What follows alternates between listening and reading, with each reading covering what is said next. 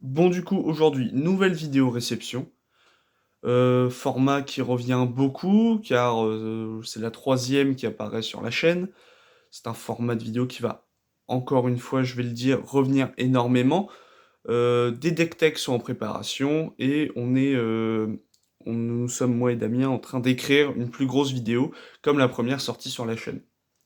Du coup, aujourd'hui, vidéo réception, ces cartes ne viennent pas d'un échange, mais d'un achat sur Card Market, sur le Card Market de Play-in. Play-in parfait, aucun problème à signaler.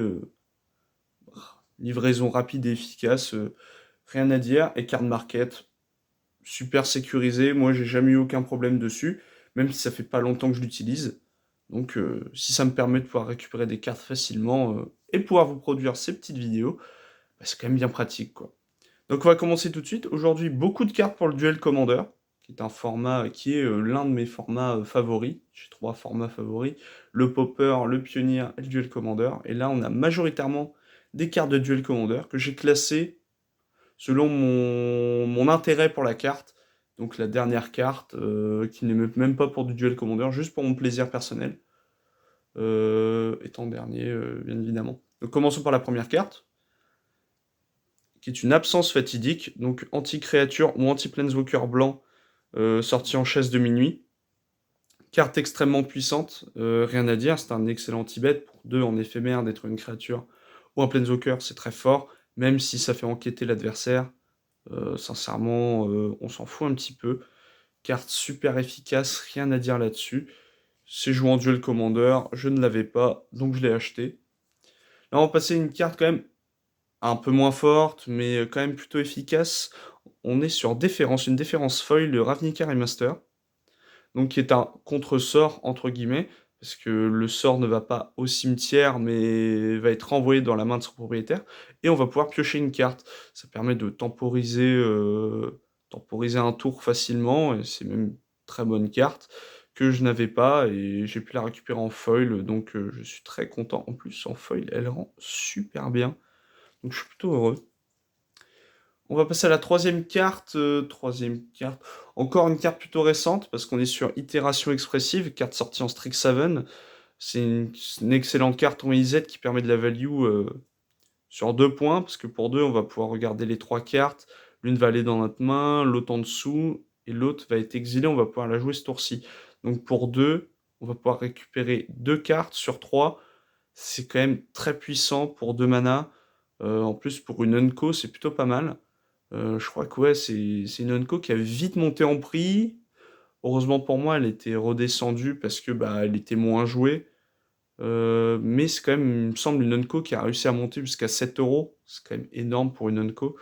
Et je ne l'avais pas. Donc j'ai pu la récupérer et ça, j'en suis très heureux. Troisième carte, encore une fois, je pense que la plupart des cartes que j'ai récupérées sont plutôt récentes. Là, on a vraiment une carte récente parce qu'elle est sortie, bah là, on est en 2024.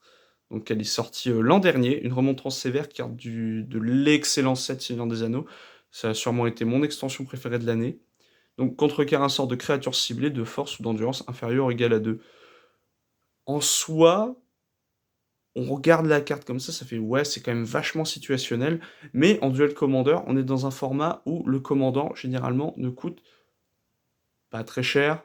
Enfin, en tout cas, avant, c'était ça, jusqu'à ce qu'il y ait des Atraxa, des Tivit, des Ertai. C'était vraiment. Les decks agressifs étaient plutôt forts, mais c'est un excellent contre les decks Yoshimaru ou Feldon. Donc vraiment, il me le fallait, et puis je l'avais pas ouvert dans mes boosters. Du coup, en plus, c'est une carte qui ne coûte pas très cher. Donc sincèrement, vous pouvez y aller sur cette carte, achetez-en plein. Parce que si vous jouez bleu en duel commander, il vous la faut.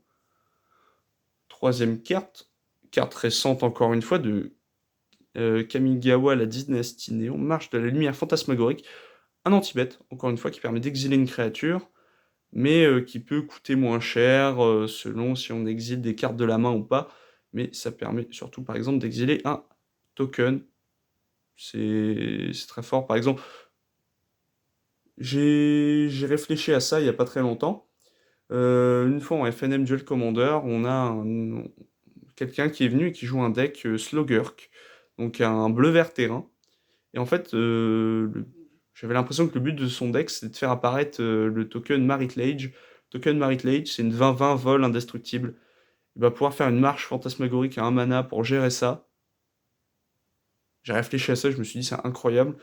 Après, tout le monde n'a pas des 20-20 vols indestructibles en token, mais ça reste un anti-bet tout à fait jouable et pas cher.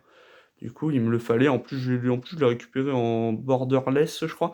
Et du coup, bah, moi, je suis super content. Carte un peu plus ancienne. Carte un peu plus ancienne, car elle est sortie en M20, donc en 2019. Et c'est une fin du compte, contrecarrer une capacité activée ciblée, ou une capacité déclenchée ciblée, ou le sort légendaire ciblé.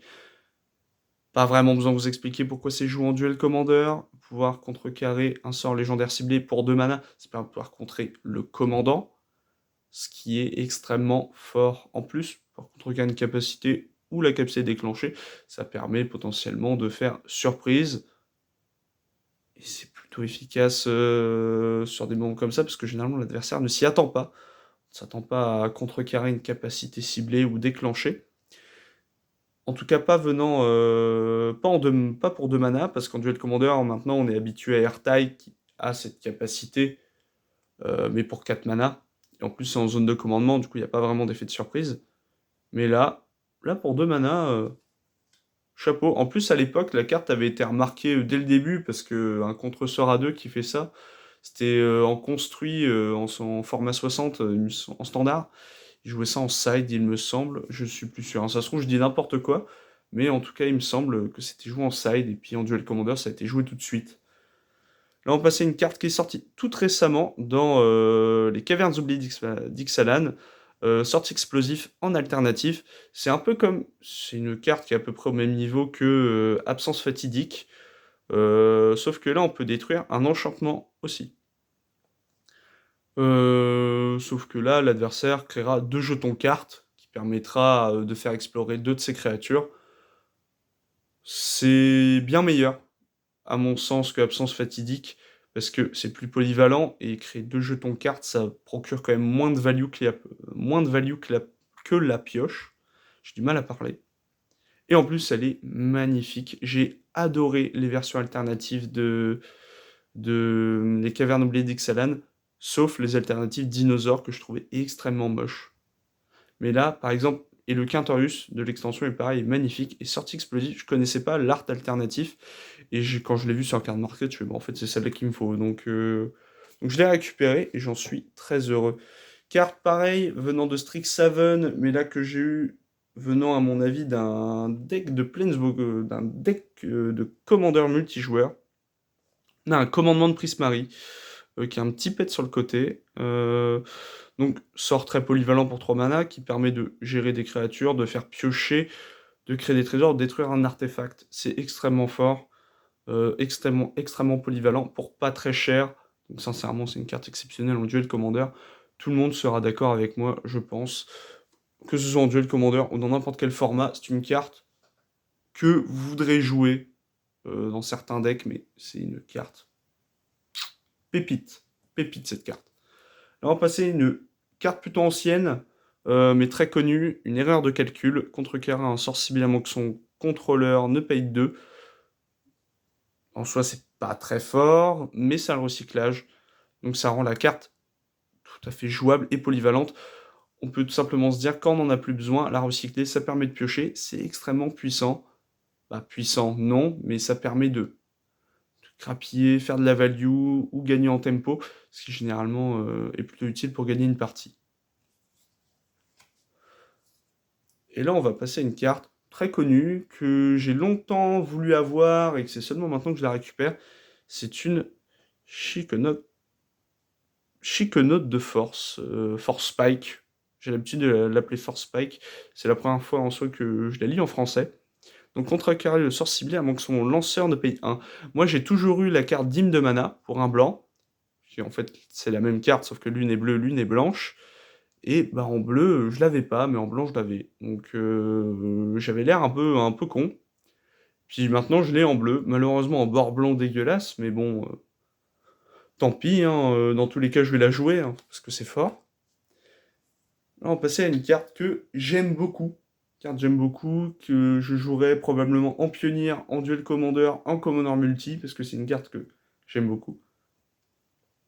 Un Suprême Verdict. Pour 4 mana, dont 2 blancs, dont un bleu, ce centre pour pas être contrecarré, détruisez toutes les créatures. Le nombre de fois sur Arena ou en Explorer, je jouais un deck esprit et qu'on me vrasse le board, et que je peux pas contrer parce que ça peut pas être contrecarré, et bah ça m'en a fait perdre des parties, et c'est une carte que je trouve très forte. Et donc je vais la jouer à peu près dans tous les formats auxquels je peux la jouer, je pense. Et là, on va passer à deux cartes qui sont les mêmes, mais pas la même langue. C'est une carte que j'ai découvert lors du tournoi de Noël de la contrée de Telvin, et que vous avez pu voir si vous nous suivez sur Instagram. Les deux Gideons. Là, du coup, j'ai pas le nom en français, donc je pourrais pas vous le dire. Mais celui-là est en coréen, celui-là est en espagnol. Le premier que j'ai reçu est en français et dans un deck. Ces trois-là vont aller dans le même deck, qui est un deck d'un format plutôt particulier. C'est ce que j'appelle moi le format repas de famille. C'est dans ma famille, on est plusieurs à jouer à Magic, et quand on est en repas de famille, bah, ça nous prend l'envie de taper le carton parce que Magic c'est un jeu exceptionnel. Et du coup, on a tous des decks très spéciaux. Moi, par exemple, c'est un deck, il est juste là, en face. Un deck Yorion Porte. Et bien, dans mon deck Yorion Porte, il y a 3 Gideons.